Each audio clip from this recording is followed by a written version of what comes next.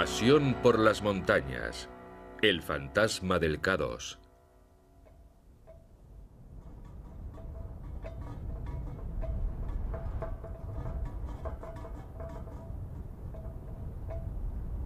En la parte más al norte de Pakistán, sobre una pequeña colina cercana a una enorme montaña, hay un monumento único.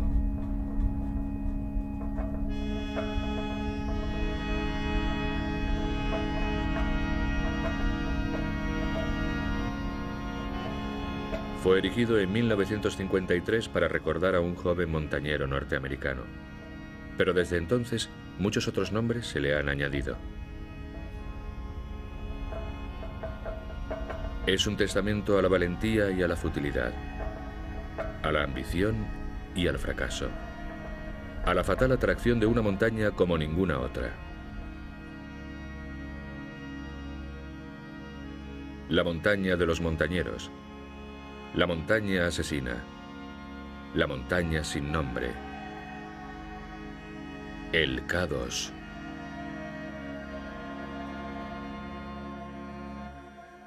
Alauddin walad Shagul Dinar, Muhammad Zaman walad Ali Todkhor Kalam.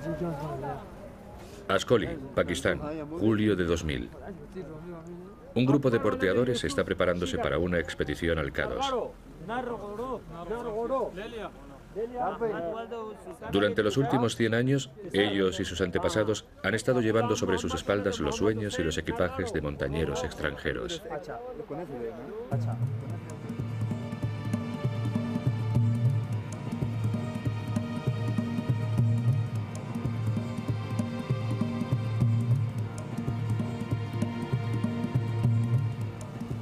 Incluso hoy día, el K2 es increíblemente difícil de alcanzar.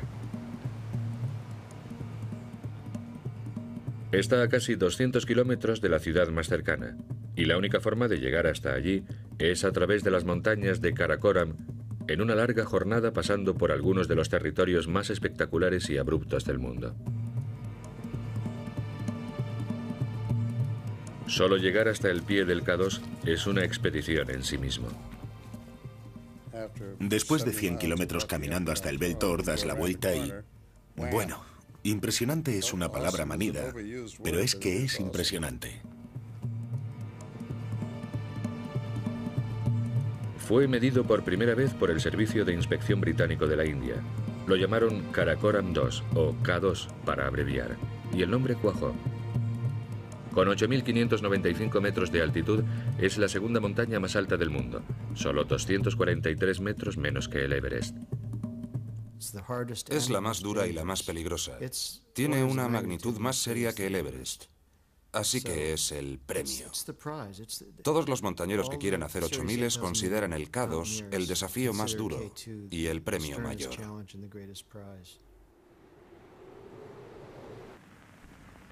A comienzos del siglo XX había expediciones británicas e italianas al K2. Pero no fue hasta los años 30 cuando se hizo el primer intento serio de alcanzar la montaña. Fue conducido por el legendario escalador Fritz Wisner. Fritz era un buen escalador. Tenía un amor por las montañas que no he visto nunca en otros. Excelente. Era el mejor montañero de América. Muy bueno. Fritz Wisner era un alemán que había emigrado a Estados Unidos a finales de los años 20. Era arriesgado y muy experto técnicamente, y había asombrado a los montañeros norteamericanos escalando varias cimas que se consideraban imposibles. Cuando yo era un niño, volvíamos a esos riscos. A veces llevaba sin escalar 15 o 20 años y se conocía todos los agujeros. Te decía, te gritaba cuando estaba arriba, ¿dónde estás ahora? Y yo decía, estoy aquí. Y él decía, mira medio metro hacia arriba, hay un agujero. Tenía realmente una memoria prodigiosa para esas escaladas que había realizado y para cada movimiento importante de las partes complicadas de la ascensión. A finales de los años 30, Wisner consiguió los permisos para guiar una expedición al K2. Pero no pudo salir inmediatamente, así que una partida de avanzadilla salió en 1938 para hacer un detallado reconocimiento de la montaña. Salimos con la intención declarada del club alpino de encontrar una ruta al K2. No creo que nadie esperase que lo escaláramos. No estoy seguro de si nosotros esperábamos escalarlo o no, pero de cualquier forma, nuestra intención era encontrar la ruta. Estos eran algunos de los mejores escaladores jóvenes de Norteamérica, y este fue un viaje de mucho éxito. Volvieron informando de que habían encontrado una ruta hasta el K2 e incluso que habían conseguido acercarse a la cima ellos mismos. Pero ninguno de ellos deseaba ni podía volver con Fritz Wisner. Siento un gran respeto por Fritz. Era un escalador excelente, pero no era un buen líder. Fritz era testarudo, era dictatorial. Estaba seguro de tener la razón. Era un hombre difícil de tratar. Era difícil escalar con él a menos que aceptara su liderato, pero era un genio. No me invitó a ir, y tampoco yo hubiera ido de ninguna manera. Si hubiera invitado a algún miembro de nuestra expedición no habría podido ir, y de hecho ninguno de ellos fue. Así que, en marzo de 1939, Wisner partió hacia el K2 con un equipo sin entrenamiento.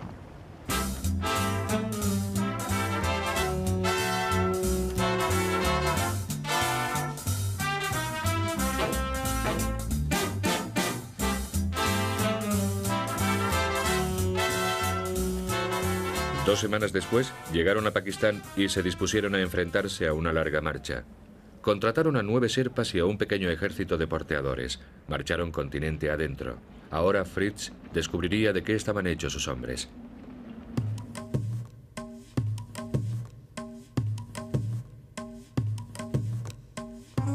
Fue un largo y arduo viaje.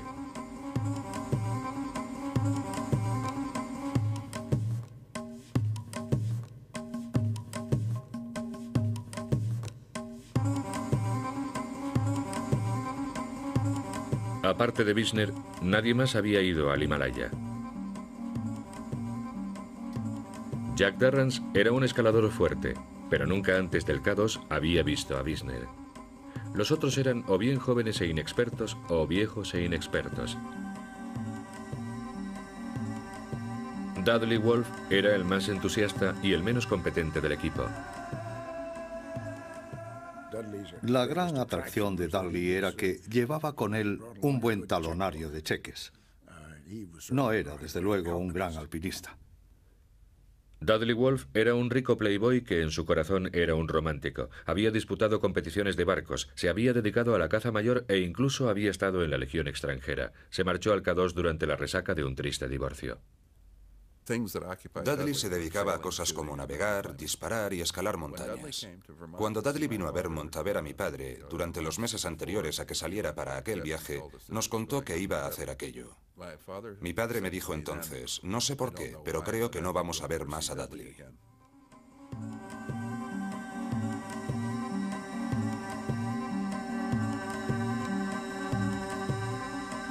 El 31 de mayo llegaron al campamento base del K2. Para el sustituto de Wisner, Eaton Cromwell, este fue el principio del fin.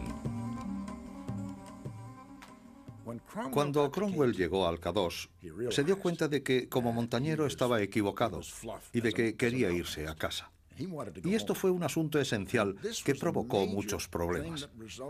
Su actitud era, no pertenecemos a aquí, no tenemos que estar aquí, especialmente yo, y quiero irme a casa. Pero Wisner estaba en su elemento y estaba acostumbrado a llevar la voz cantante. Para él el K2 era la montaña entre las montañas, la más hermosa del mundo, quizá la más difícil del mundo. Y Fritz quería realmente llegar a la cumbre, incluso aunque tuviera un equipo de segunda mano. Fritz había pensado largamente en el K2. Su plan era establecer una serie de campamentos por toda la ascensión, en la ruta que había sido identificada el año anterior. Estos campamentos formarían la escala hasta la cima del K2.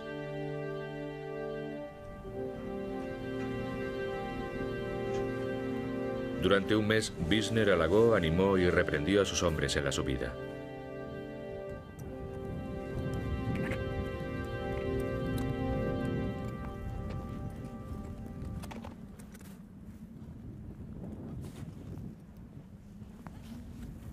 Pero uno a uno, la mayoría de los escaladores estadounidenses llegaron a su límite y se retiraron al campamento base aquejados del mal de altura y de congelación. Para asombro de todos, Dudley Wolfe fue el único hombre capaz de mantener el ritmo de Fritz. Lo gracioso es que en las alturas no sabes quién va a hacerlo bien y quién va a abandonar. Es paradójico, pero a veces un tipo más grande y pesado lo hace mejor que una persona atlética y esbelta. Los otros advirtieron a Dudley que no era lo bastante bueno para continuar, pero Dudley no quiso escucharles y Fritz se alegró de dejarle continuar. Fritz pensaba, vaya, este tipo está haciendo su trabajo. Es fuerte, está motivado y yo necesito ese tipo de persona porque todos los demás se han quedado atrás.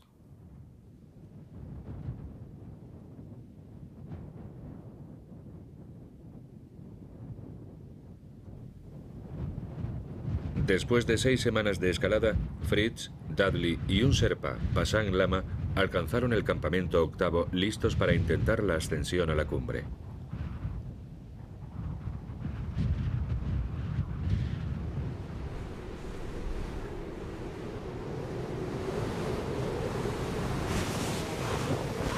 En aquel momento, la subida se volvió demasiado dura para Dudley, así que decidió volver al campamento a esperar a la siguiente partida de Sherpas. No hay película original de lo que ocurrió a continuación, pero Fritz recordaría los acontecimientos de los días posteriores durante el resto de su vida.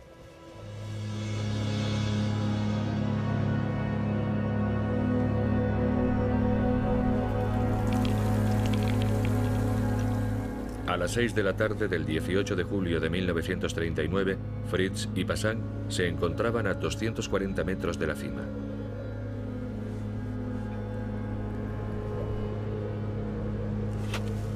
Tenían que pasar una pared de roca antes de lo que Fritz pensaba que sería una ladera nevada fácil hasta la cumbre. Pero de repente, Pasang se detuvo. Pasang Lama era muy religioso y como Sherpa también era un poco aprensivo acerca de los espíritus que vivían en la montaña y tenía miedo de los espíritus de la noche. Y dejó de enrollarse la cuerda a la cintura y dijo, no, tenemos que regresar mañana, es demasiado tarde. Estaban a 200 metros de la cumbre. Y si Pasang hubiese querido continuar, lo hubieran conseguido. Habrían descendido y hubiera sido la primera vez en 11 años que se habría conquistado una cima de 8.000 metros. Podía sentir la cima tan cerca, a 220 metros de fácil ascensión, sin oxígeno. Él estaba, me dijo, en la mejor forma física. Era uno de los montañeros más fuertes que ha habido. Un montañero moderno habría dicho, vale, vosotros quedaos aquí a esperar unas pocas horas y yo me acercaré a la cima y conseguiré ascender por primera vez al K2. Y luego os veré dentro de 2 o 3 horas y bajaremos. Pero eso era algo que en aquellos días no se hacía. No se hacía eso. Fritz tenía confianza de que podría volver a hacer otro intento. Pero al ir descendiendo en rappel, los 2 crampones de ambos se cayeron de la mochila de Pasang y desaparecieron en el abismo. Sin crampones, sería casi imposible alcanzar la cima. Así que continuaron descendiendo. Su objetivo era reunirse con Dudley Wolfe, conseguir otros crampones, más alimentos e intentarlo de nuevo. Pero eso no fue lo que ocurrió. Mientras Fritz estaba haciendo historia en la cima, abajo en el campamento base, la moral estaba por los suelos. Sin radios, no sabían lo que ocurría por encima de ellos y todos querían irse a casa. Gradualmente su frustración iba convirtiéndose en resentimiento contra Fritz. Consideremos la situación en 1939. Aquí tenemos un anglófilo declarado como Cromwell. Después de todo, ese es un buen nombre inglés. Cromwell es el sustituto. El líder tiene un acento alemán muy marcado. Hasta el día de su muerte, Fritz conservó un fuerte acento alemán. Y no me cabe duda de que Cromwell sentía que estaba tratando con una persona racista, allí arriba en la montaña, que no necesariamente tenía sus mismas opiniones y probablemente con ideas subversivas. Algunos Sherpas fueron enviados para establecer contacto con los campamentos más altos, pero volvieron con noticias alarmantes. Uno de los Sherpas gritó una especie de saludo para intentar contactar con los escaladores del siguiente campamento y no obtuvo respuesta. Y algún tiempo después, creo que ese mismo día, oyó una gran avalancha acercándose desde algún punto superior en la montaña. Y debido a esos dos hechos, supuso que los escaladores habían muerto en la avalancha y por eso no les habían respondido. Cromwell quería creer eso. Era un buen motivo para irse a casa. Pero Fritz y Passan estaban muy vivos. Se reunieron con Dudley Wolfe y estaban todos bajando la montaña en busca de alimentos frescos y de equipo. Pero cuando llegaron al campamento séptimo, lo que vieron era increíble. No había sacos de dormir en las tiendas, ni colchones neumáticos. Y la comida que había en las tiendas había sido desparramada por la nieve. Fritz miraba el campamento y decía, Dios mío, ¿cómo puede haber ocurrido esto? ¿Quién haría una cosa así?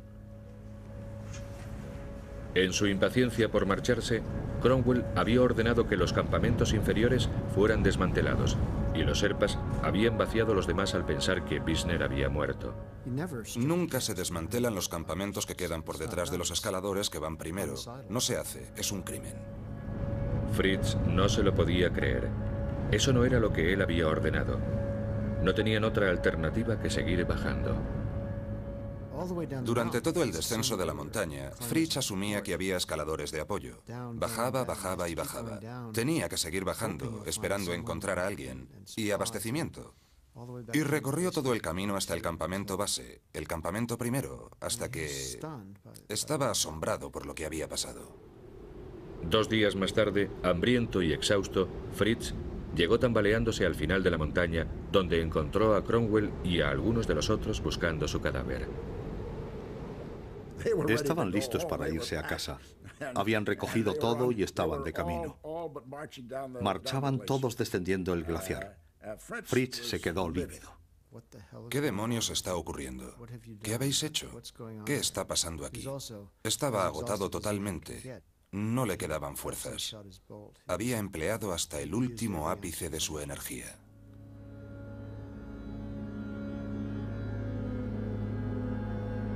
Fritz seguía hablando de hacer otro intento, aunque todos pensaban que no tenía ninguna oportunidad.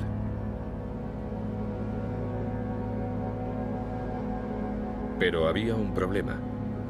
Fritz y Passan Lama habían descendido sin Dudley Wolfe, que había insistido en quedarse atrás pensando que Fritz pronto volvería a intentar otra vez la cima. No se daba cuenta de que le dejarían solo durante una semana. El hombre más solo en el sitio más alto del mundo. Algo le arrastraba a asumir riesgos que le llevaban al borde de su capacidad para manejarlos. Es como si realmente tuviera el deseo de morir, como si estuviera deprimido y decidiera que quería salir a la montaña. Jack Darrans partió para traer a Dudley, pero a los 3 días volvió sin haberlo logrado. Entonces, Passan Kikuli, el jefe de los Sherpas, se llevó a 3 hombres y volvió arriba, al K2, a rescatar a Dudley. Subieron y encontraron a Dudley vivo, debilitado, pero relativamente bien.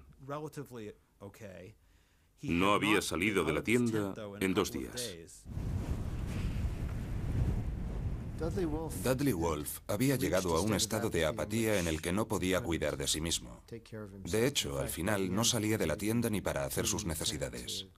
Ocurre muy a menudo en el Himalaya que un escalador llega a un estado de extrema apatía por haber estado en las alturas demasiado tiempo.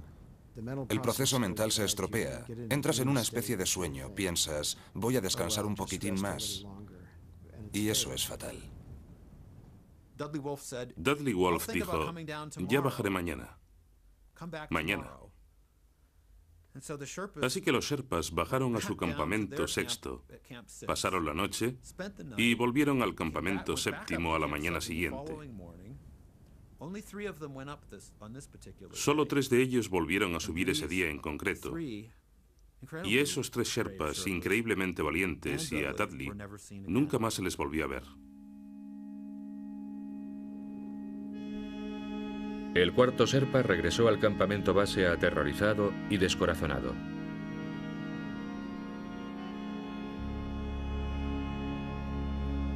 Fritz apenas podía caminar, pero un día después dejó el campamento para hacer un último esfuerzo y rescatar a Dudley. No llegó a ninguna parte. De repente, el tiempo cambió.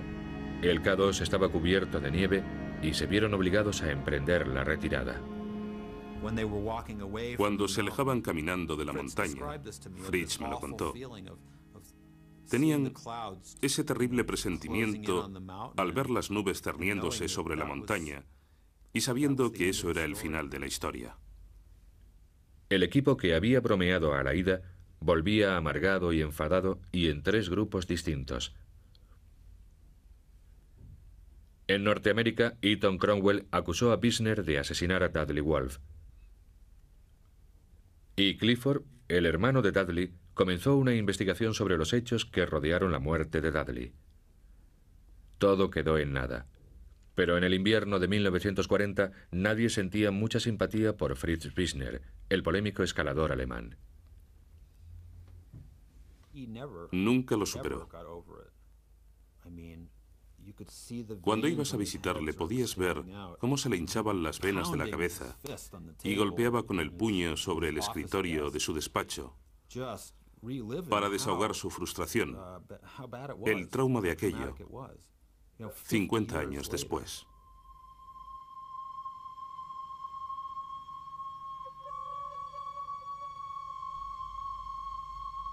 No hubo más intentos de subir al K2 durante al menos 15 años.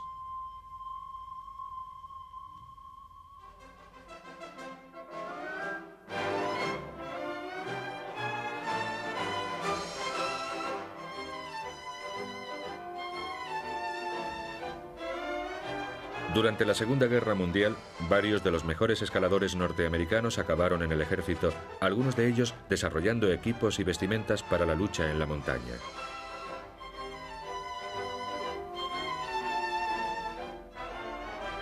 En la década siguiente les dieron un buen empleo.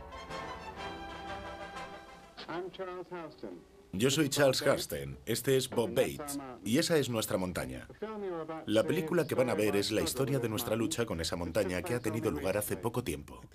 Creíamos que podríamos escalarla. Teníamos un buen equipo, en condiciones meteorológicas adecuadas lo conseguiríamos. Como era soltero, deseaba arriesgarme en el K2. Si hubiera estado casado, no habría ido. Charlie Hursten y Bob Bates habían sido miembros del equipo de reconocimiento original del K2. En 1953 reunieron una tercera expedición y escogieron cuidadosamente a su nuevo equipo, intentando evitar todos los conflictos que habían hecho fracasar la de Wisner. No nos llevamos a algunos de los más relevantes escaladores de los Estados Unidos, porque algunos de ellos eran reputadas primadonas. No nos llevamos a algunos de los más destacados porque no se hubieran llevado bien. La idea de Charlie era que estuviéramos unidos en lo que queríamos hacer. Y cada uno tenía tanto derecho al éxito o al fracaso como cualquier otro. Todos estábamos juntos. Éramos simples chicos del oeste y ellos eran esas lumbreras del este. Charlie y Bob querían estar seguros de que todo el que estuviera en la expedición tenía que ser alguien que se sintiera cómodo pasando una semana en una tormenta. En Pakistán se les dio una recepción fantástica. En la misma semana se había escalado el Everest y se tenían grandes esperanzas de que el K2 sería la siguiente montaña en caer.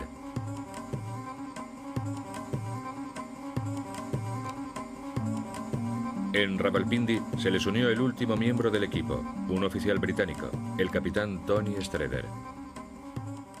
Bueno, para empezar me tomaron un poco el pelo, evidentemente, pero nos llevamos muy bien entre nosotros.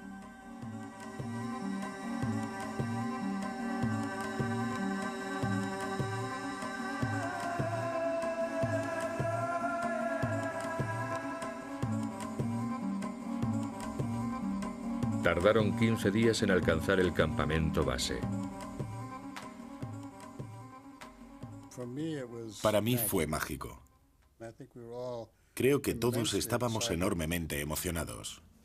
Es muy hermoso.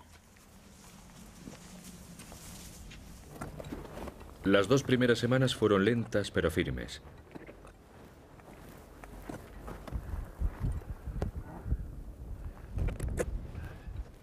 Escalaron 1200 metros y establecieron sus primeros 3 campamentos.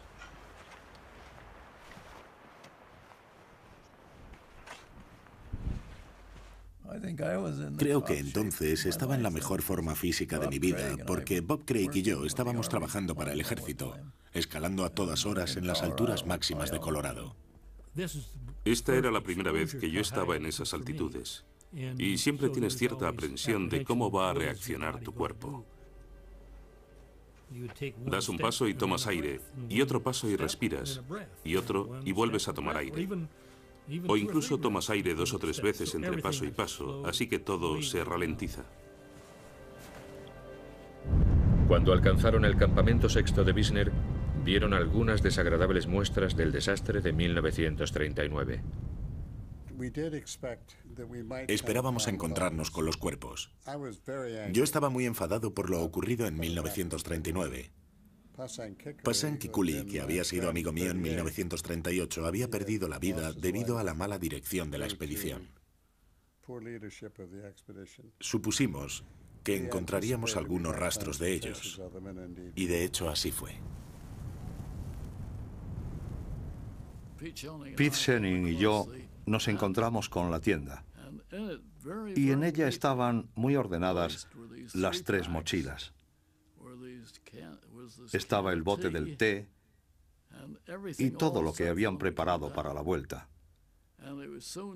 Y estaba todo tan arreglado que parecía como si lo hubieran dejado el día anterior. Y eso me afectó mucho.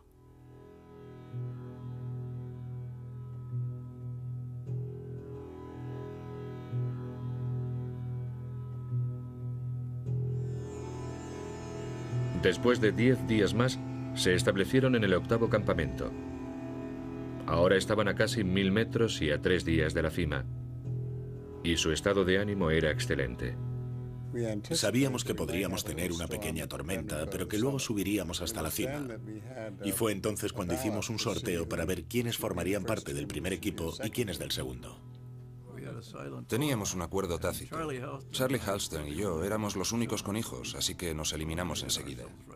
Y para entonces empecé a darme cuenta de que probablemente no deberíamos ni siquiera estar allí arriba, preocupados todo el tiempo. No puedes subir esas montañas y ponerte a pensar en tu familia. Elegimos los equipos y decidimos salir cuando el tiempo cambiase, pero no cambió. En el verano de 1953, la tormenta del monzón golpeó el Karakorum mucho antes de lo que nadie esperaba. Durante interminables días, el equipo de Halston no pudo hacer sino permanecer sentado dentro de las tiendas. Nos azotaba constantemente y la tienda daba golpes. Te golpeaba la cabeza, los hombros. Era imposible mantener las estufas principales encendidas y no podíamos producir líquido. Y en esas altitudes, cuando estás todo el tiempo jadeando, respirando aire seco, Necesitas una enorme cantidad de líquido para mantener el cuerpo con un equilibrio adecuado. La tormenta continuaba día tras día. Los hombres se debilitaban más y más, y entonces, de repente, Art Gilkey, uno de los más jóvenes, se puso enfermo. Durante la subida, escalando, se quejó de un calambre en la pierna, pero no le prestó mucha atención hasta quizás un día o dos después. Entonces salió de la tienda y se desmayó. Tengo una fotografía en alguna parte que muestra a Art saliendo de la tienda y casi en el momento de caerse al suelo, que es lo que pasó.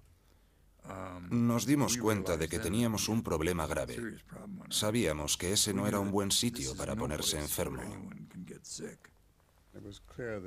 Estaba claro que algo malo le ocurría. Le miré la pierna y es bastante fácil diagnosticar una tromboflebitis, que es un coágulo de sangre en la pierna. Nunca había oído que eso hubiera ocurrido en una montaña. Desde luego lo había visto en mi carrera como médico, pero nunca había oído de ningún caso en la montaña. Sabía que era grave.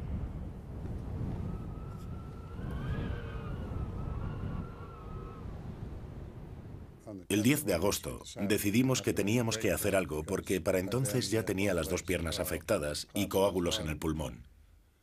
Estaba claro que si no descendíamos moriría, así que nos preparamos para bajar. Charlie dijo, tenemos que bajarle. Y alguien preguntó, ¿en medio de la tormenta? Y él respondió, es un asunto de vida o muerte para Art. Y nadie cuestionó eso.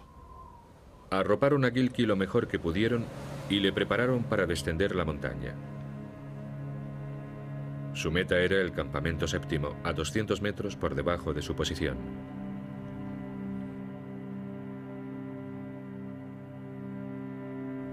Según los libros, sería un simple rescate de montaña. Pero a 7.000 metros sobre el K2, las cosas eran diferentes. Todos guardaron sus cámaras, pero nadie olvidaría lo que iba a suceder a continuación.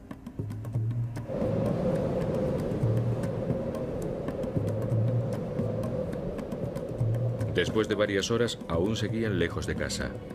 Como precaución, se dividieron en parejas e iban sujetos a 3 cuerdas separadas.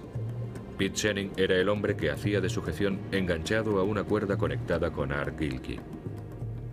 Pete se estaba preparando para descender a Art y pensó, será mejor que me apresure a bajar para poder ayudar. Y apresurarse en condiciones como esas no es una buena idea.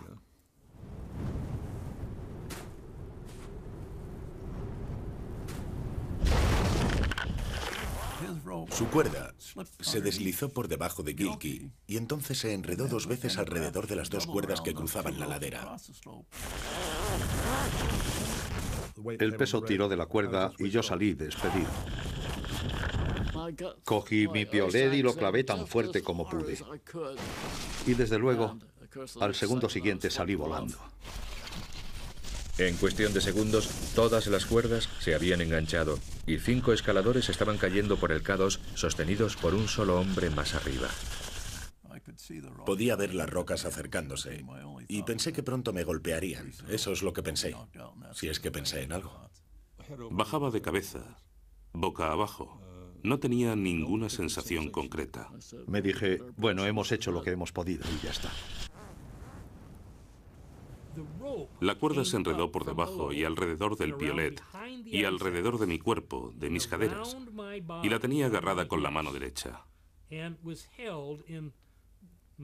Había una roca que evitaba que el piolet se escapara, y yo estaba apoyado sobre el mango del hacha. Recuerdo que sentí un movimiento y que supe que alguien había resbalado. Recuerdo la cuerda tensándose. Recuerdo una fuerza que tiraba en las manos, en el cuerpo y en el hacha. Y recuerdo sentirme agradecido porque las cosas habían sucedido en un periodo bastante breve de tiempo. En un asombroso despliegue de fuerza y habilidad, Pete Channing había sujetado a todos los escaladores y al herido Gilkey.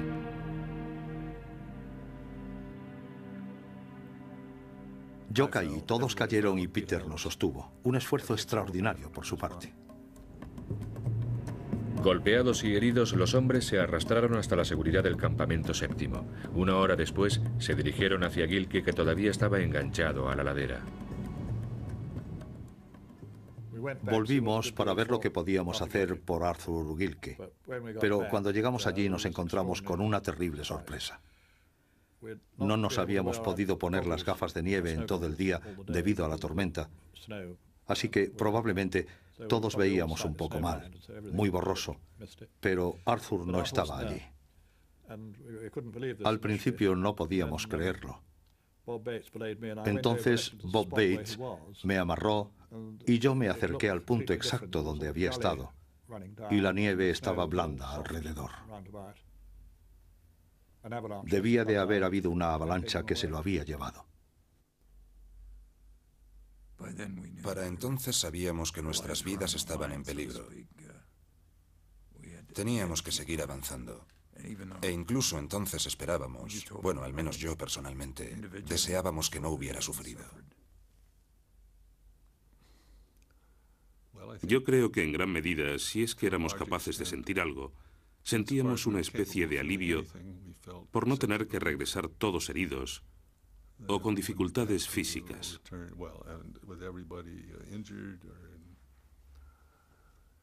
La idea de seguir intentando bajarle por la montaña era ya inútil. Aquella noche, 7 hombres se amontonaron en 2 tiendas diminutas en la elevada ladera del K2. Unas pocas semanas antes habían posado ante la cámara contentos y confiados. Ahora tenían suerte de estar vivos. Charlie Halstead tenía una costilla rota y una grave conmoción cerebral. No recuerdo nada del accidente. Recuerdo haber llegado al sitio donde caímos y luego ya no recuerdo más. Me acuerdo vagamente de la noche que pasamos en la tienda. Fue una noche terrible, aunque afortunadamente la tormenta había pasado y entonces empecé a recordar al día siguiente. En la mortecina luz del amanecer, empezaron a descender la montaña. Pero lo peor estaba aún por llegar. Estábamos descendiendo muy deprisa por una roca muy difícil y nos encontramos manchas de sangre y restos de ropas enmarañados, allí donde Gilkey había caído. Así que durante unos 20 minutos o media hora tuvimos que descender por entre aquellos restos. Vimos sangre en las rocas a gran distancia y manchas dispersas aquí y allá. Estaba claro que había pasado por el camino por el que nosotros estábamos bajando. Sin duda, dando tumbos de forma terrible. Después de 2 días más, alcanzaron la chimenea, la parte más complicada de la escalada del K2. Charlie Halstead insistió en ser el último hombre en bajar. Esperaba que bajara inmediatamente, porque no llevaba mochila, pero no bajaba. Y eso me aterrorizó. Después de que los otros y yo bajáramos, empezaron a llamarle para que descendiera. Era mi momento decisivo. Y me había empezado a dar cuenta de que no podía hacerlo. Estaba oscuro, estaba herido. Y recuerdo esto muy claramente, aunque lo he dicho en contadas ocasiones. Recuerdo que dije, tengo que saltar, porque si me caigo aquí les voy a arrastrar. Me están esperando al fondo. Y me quedé ahí un rato, solo un ratito, mientras ellos me gritaban que bajara. Y entonces recé un Padre Nuestro y empecé a descender. Y lo siguiente que recuerdo es que estaba al final. Allí estaban ellos y eso fue todo.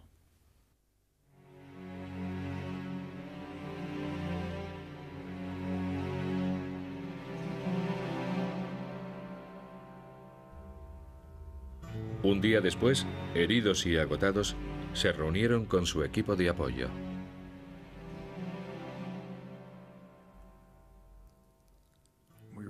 Estábamos cruzando las cuerdas fijas por encima del segundo campamento y los porteadores llegaron de abajo.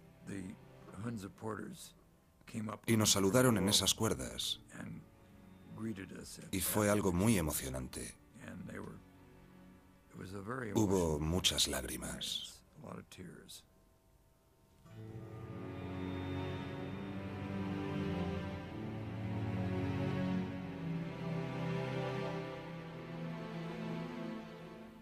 Fue realmente una reunión extraordinaria.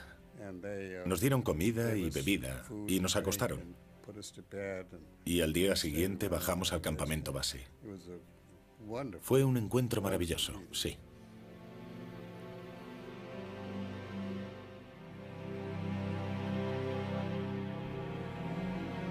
Los porteadores construyeron un mojón conmemorativo en un promontorio de roca sobre el campamento base y lo que quedaba de las pertenencias de Gilkey se colocó encima.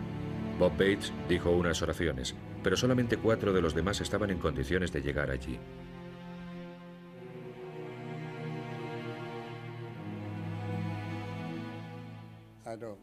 No creo que ninguno de nosotros pensara que podríamos bajarle.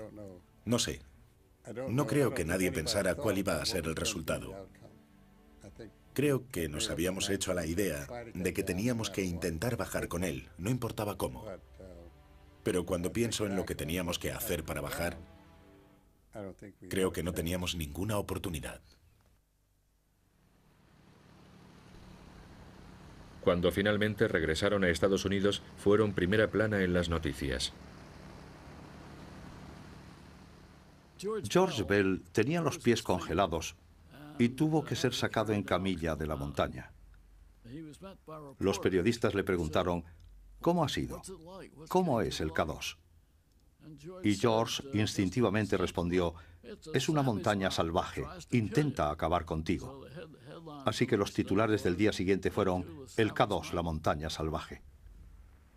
Charlie Halsten volvió a su profesión de médico, aunque seguía pensando en el K2 y solicitó un permiso para volver en 2 años. Pero los acontecimientos tomaron un curso distinto. En 1954, una enorme expedición italiana llegó al Karakorum. Era diferente a cualquier otra anterior. 700 porteadores, 16 toneladas de equipo, 5.000 metros de cuerda y por primera vez en el K2 un amplio abastecimiento de oxígeno para llevarles hasta la cima. Estaban allí 12 de los mejores escaladores de Italia, elegidos después de meses de rigurosos exámenes, obligados a asistir a conferencias sobre la historia de la montaña y acreditados por oficiales del ejército italiano. Cuando llegaron a Pakistán, hicieron el primer vuelo de la historia alrededor del K2 antes de establecer el campamento en la base de la montaña. Su líder, Ardito Desio, dijo que no estaban allí para intentar subir al K2, estaban allí para conquistarlo.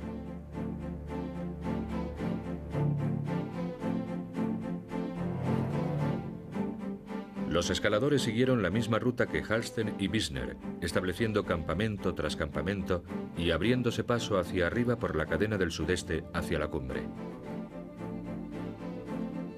Lino Lacedelli y Achille Compagnoni dieron el empujón final hasta la cima y a las 6 de la tarde del 31 de julio de 1954 alcanzaron la larga y estrecha cresta de hielo que forma la cumbre del K2.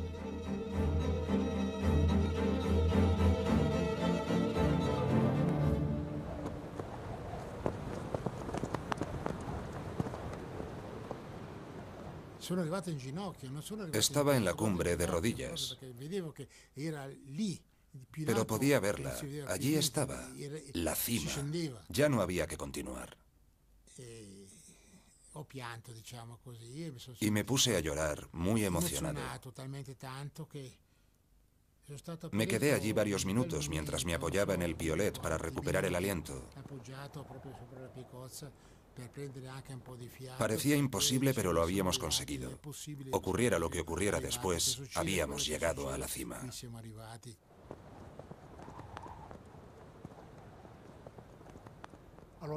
Nos estrechamos las manos.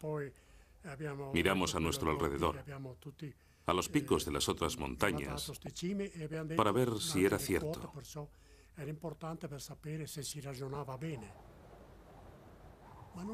Pero no éramos completamente felices, porque sabíamos lo difícil que sería el descenso.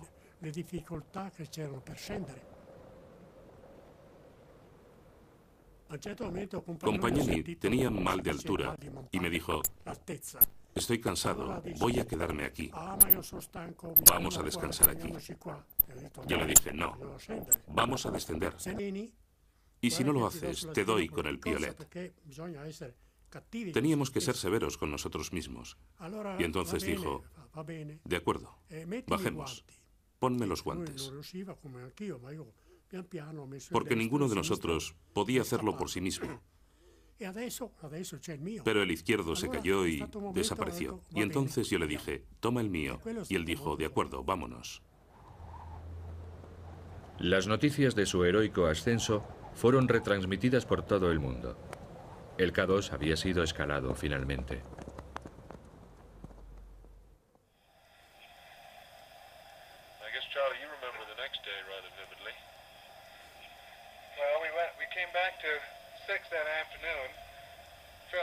Charlie Halsten escuchó lo de los italianos apenas una semana antes del primer aniversario de la muerte de Art Gilkey. Un año antes se encontraba en las cumbres de la montaña luchando por su vida. Ahora sufrió un episodio de amnesia total. Se olvidó del K2 y de todo lo demás. Se olvidó de quién era, de dónde vivía, de su profesión. Se olvidó de todo. Lo que sucedió fue que me encontré en una ciudad a 60 kilómetros de donde vivía, sin identificación y sin saber dónde estaba ni quién era. Y estuve vagando felizmente por ahí y me fui al hospital. No me dijeron ni qué hora era. Pero un policía muy simpático llegó y me echó una mirada. Y por una etiqueta en mi corbata descubrió que era de Exeter, New Hampshire. Llamó a la tienda y les preguntó por mí. Y le dijeron: sí, ese es el Dr. Halster. Así que enviaron a por mí y me trajeron a casa. Y tuve un periodo de amnesia total durante 24 horas. Charlie Halsten se recuperó, pero aquello marcó un punto decisivo en su vida. Continuó haciéndose experto en la medicina de altitud, pero él, uno de los más grandes montañeros de Norteamérica, nunca volvió a escalar. Terminé. Estuve allí, hice aquello. Eso fue todo.